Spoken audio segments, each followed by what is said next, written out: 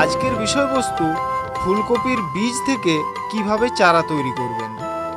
যে কোনো ফসলের চারা তৈরির মধ্যেই লুকিয়ে থাকে একজন কৃষকের সাফল্যের আসল চাবিকাঠি। তাই এই কাজটি আপনাকে অত্যন্ত ধৈর্য ও যত্ন সহকারে করতে হবে। প্রথমেই বলি, জল দাঁড়ায় না এরকম স্থানে ফুলকপির বীজ বপন করতে হবে, যাতে বৃষ্টির জল জমা হয়ে বীজগুলি নষ্ট না হয়। যে স্থানে বীজ বপন করবেন সেখান থেকে সমস্ত ধরনের আগাছা তুলে ফেলতে হবে। আগাছা পরিষ্কার করা হয়ে গেলে মাটি কোপানোর কাজ শুরু করতে হবে।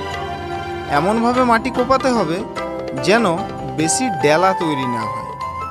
মাটি কোপানোর কাজ শেষ হলে 15 দিন মতো কোপানো মাটিকে ভালোভাবে রোদ খাওয়াতে হবে। এতে মাটি আরও ঝুরঝুরে হবে এবং মাটিতে থাকা বিভিন্ন ধরনের ক্ষতিকারক ছত্রাক, ব্যাকটেরিয়া, ভাইরাস প্রভৃতি নষ্ট হয়ে যাবে। ফুলকপির বীজ বপন করার জন্য একটি সুন্দর বেড তৈরি করতে হবে। সাধারণত ফুলকপি বীজের প্যাকেট 10 গ্রামের হয়। এই 10 গ্রাম বীজ বপন করার জন্য বেডটিকে মোটামুটি 2.5 থেকে 3 ফুট পর্যন্ত চওড়া করতে হবে। বেডটির দৈর্ঘ্য হবে 10 ফুট মতো। জমি থেকে বেডের উচ্চতা হবে 12 থেকে 15 সেন্টিমিটার। এরপর দৈর্ঘ্য, প্রস্থ ও উচ্চতা মতো বেড তৈরি হয়ে গেলে বেডের মধ্যেকার আমরা ইসরায়েল এবং ইরানের যুদ্ধ চলতেছে, এই যুদ্ধটা আমার চোখের সামনে দেখতেছি। জ্ঞানের যুদ্ধ, প্রযুক্তির যুদ্ধ, বিজ্ঞানের যুদ্ধ। একজন মিসাইল মারতেছে, তার মিসাইল আয়রন ডোম ভেদ করে ঢুকতেছে না। আর একজনের F-35 যে জেট, ফাইটার জেট আছে, স্টিলথ, যেটা কোনো রাডারে ধরা পড়ে না, ইরানের আকাশে উড়ে বম বিতরণ করে চলে যাচ্ছে। এবং ইরান যেন পারমাণবিক অস্ত্র তৈরি না করতে পারে এই জন্য কিন্তু যুদ্ধ হচ্ছে এবং বিজ্ঞানীদের হত্যা করা হচ্ছে। জ্ঞানের যুদ্ধ হচ্ছে। সেখানে যদি মধ্যপ্রাচ্যের আরাবিয়ান কান্ট্রিগুলোর, তুমি এখন টুইটারে যাও, এখন আল্লাহর কসম করে বলছি, এখন যদি টুইটারে যাও তাহলে দেখবো টুইটারে ট্রেন্ডিং হচ্ছে ফুটবল ম্যাচ। আরব বিশ্বগুলোর টুইটারে ট্রেন্ডিং ফুটবল ম্যাচ। এখানে একটা মজার কথা তোমার সাথে শেয়ার করি। আমি কোনো কান্ট্রির নাম বলতে চাচ্ছি না।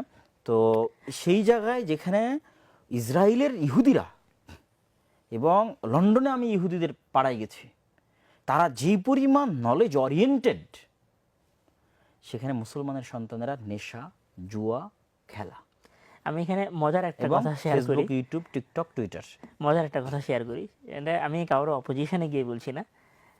এই আমার আসার আগে সম্ভবত আমাদের জেদ্দায় কোনো একটা খেলা ছিল, সৌদির কোনো স্থানীয় দুই গ্রুপের মাঝে, আলে হেলাল না কি জানো, আমি অত জানি না। তো আমাদের ইউনিভার্সিটি নর্মাল রবিবার পর্যন্ত ছুটি, তো সেইবার সোমবারেও ছুটি। আমি জিজ্ঞাসা করলাম কি কারণ, তো ওই ম্যাচের কারণে, মানে ফুটবল ম্যাচের কারণে আমাদের ইউনিভার্সিটি ছুটি দিয়ে দিয়েছে। তো আসলে আমরা জ্ঞান অর্জনের কোন জায়গায় আছি, এটা শুধু আমাদের দেশে, শুধু অন্য জায়গায় নয়, আমাদের দেশেও এটা অনেক বড় সমস্যা যে আমরা জ্ঞান অর্জনের ভেতরে নাই, ডিস্ট্রাকশনের ভেতরে, জ্ঞান অর্জন থেকে যেগুলো আমাদেরকে দূরে নিয়ে সরিয়ে যাবে, দূরে নিয়ে চলে যাবে, আমরা সেগুলোর মধ্যে আসলে। এবং তারা কিন্তু আসলে ওগুলোর মধ্যে অর্থায়ন করে। মানে ইহুদিরা, তারা এক ধরনের লাইফস্টাইল লিড করে এবং তারা চায় যে পৃথিবীর মুসলমানরা অন্য লাইফস্টাইল লিড করুক। তো সেক্ষেত্রে সবচেয়ে বড় পথভ্রষ্ট হচ্ছে খ্রিস্টানেরা। এরা সারা সপ্তাহে যা অর্জন করবে সানডে স্যাটারডেতে খরচ করে শেষ করে দিবে, গার্লফ্রেন্ডের পিছনে খরচ করবে, ওদের জীবন হচ্ছে বাড়ি গিয়ে শেষ করবে, খাওয়া দাও, ফুর্তি করো, জীবনটা মস্ত বড়। ওরা একমাত্র, ইহুদিরা একমাত্র জানে যে পৃথিবীর হাকিকাত বোঝে একমাত্র মুসলমানেরা, যাদের কাছে জীবনের একটা লক্ষ্য আছে। ঠিক ওদেরও জীবনের একটা লক্ষ্য আছে, মানে ইহুদিদেরও লক্ষ্য আছে। এই জন্য ওরা মুসলমানদেরকে ডিস্ট্রাক্টেড করার জন্য ওরা সন্তান নেবে 7টা, 8টা, 10টা করে, মুসলমানরা 2টা সন্তান নেয়। ওদের কোনো স্কুলে এলজিবিটি কিউ পাবা না সিলেবাসে, আমি চ্যালেঞ্জ দিয়ে বলতে পারি। ওদের কোনো স্কুলে সিলেবাসে এলজিবিটি কিউ, কট্টরভাবে রিলিজিয়ান ফলো করে। আর বাংলাদেশের স্কুলে যেন এলজিবিটি কিউ ঢুকে, যৌন শিক্ষা যেন ঢুকে, সারা এমনকি প্রত্যেক মুসলিম কান্ট্রির স্কুলের সিলেবাসের মধ্যে যেন এগুলো ঢুকে, তার জন্য কিন্তু তারা ওয়ার্ল্ড ওয়াইড ফাইট করতেছে। ওই IMF এর লোনের নামে আন্ডারগ্রাউন্ডে এই শর্তগুলো দেওয়া আছে। কিভাবে মুসলমানদেরকে আরো বেশি ডিস্ট্রাক্টেড করা যায়, মানে এদেরকে আরো কিভাবে পথভ্রষ্ট করা যায় যাতে এরা ফোকাস না রাখতে পারে জ্ঞানের প্রতি।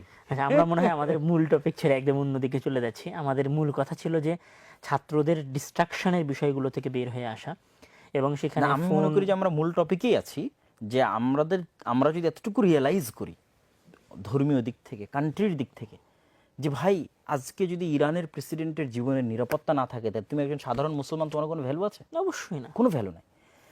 তারপরে ইরাকের প্রেসিডেন্ট সাদ্দামের নিরাপত্তা নেই, লিবিয়ার প্রেসিডেন্ট মোহাম্মদ আল গাদ্দাফির নিরাপত্তা নেই, তুমি কি?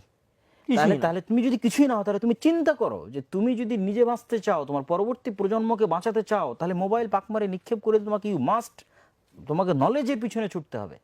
জুয়া নেশা সব বাদ দিয়ে তোমাকে জ্ঞানের পিছনে ছুটতে হবে, নিজেকে বাঁচানোর জন্য, নিজেকে, নিজের পরবর্তী প্রজন্মকে বাঁচানোর জন্য, পুরো দেশকে এই লক্ষ্যে ছোটা উচিত। হ্যাঁ, এবং তোমাকে ফিল করতে হবে যে আমাকে ষড়যন্ত্রকারীরা চাচ্ছে, মানে শয়তান এবং শয়তানের শক্তি চাচ্ছে আমি যেন না পড়ি, চাচ্ছে এই জন্য সে চাচ্ছে আমি যেন জুয়ার মধ্যে ব্যস্ত থাকি, আমি যেন নেশার মধ্যে ব্যস্ত শুধু থাকি। আমি বলি এটাকে শুধু নিজের ভালো থাকা বা নিজের ভালো চাকরির জন্য যে পড়াশোনা করা বিষয়টা এরকম না, বরং জাতির মুক্তির জন্য, জাতির মুক্তির জন্য। আমি এটা বলি বৃহৎ স্বার্থ সামনে রাখা, যে আমি যদি পড়াশোনা করি, আমি যদি একজন বিজ্ঞানী হই, আমার ইউনিভার্সিটির 10টা স্টুডেন্ট যদি বিজ্ঞানী হয়, বা একটা ইউনিভার্সিটির সকল ছাত্ররা যদি সফল হয়, তাহলে সেইটার সুবিধা পুরো জাতি ভোগ করবে। এবং আমি এই জ্ঞান অর্জনের মাঝে ইহুদি খ্রিস্টানদের সাথে ফাইট করতেছি, জ্ঞান অর্জনের আমার জাতির মুক্তির জন্য ফাইট করতে, জাতির মুক্তির জন্য ফাইট। এবং আমাদের দিনটা তো জ্ঞান ভিত্তিক দিন।